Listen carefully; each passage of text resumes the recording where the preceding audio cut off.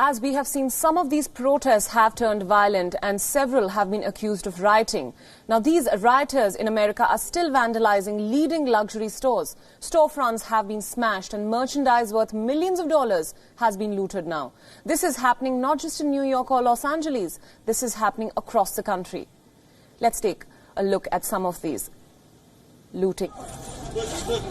There is a popular belief: shopping is therapeutic. What do we call this? This is an attack on the symbols of wealth and exclusivity. These are visuals from a Louis Vuitton store in New York. Since the brutal killing of George Floyd at the hands of a police officer, the protests have spiraled into riots and now looting.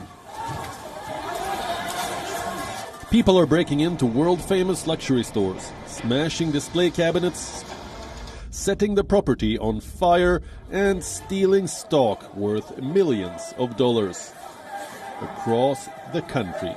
At this Nike store in New York, fights broke out on the pavement. Everybody wanted a share of the loot. Snatch and run was the rule. Nike's competitor, Adidas, has been at the receiving end too.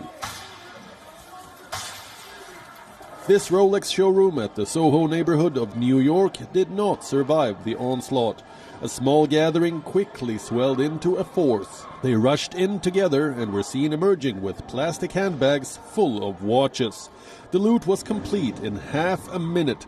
Smashed windows, stolen merchandise, high-end stores looted in New York City.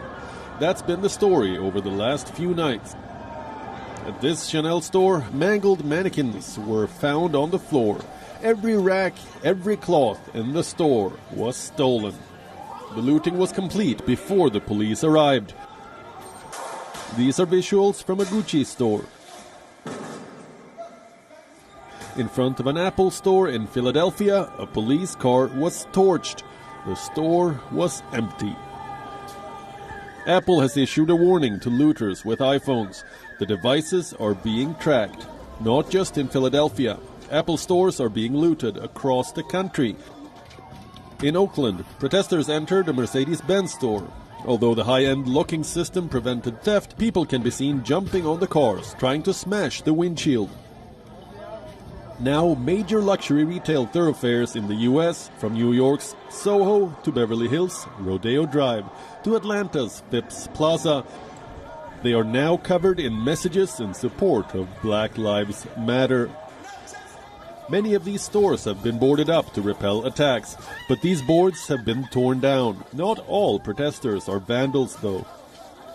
Here's a group that took it upon itself to defend a Target store from looters. The window panes remained intact, but the credibility of the movement is shattered. Black lives matter, and so does the law. You can't demand justice and equality by looting. Bureau Report, We Own World.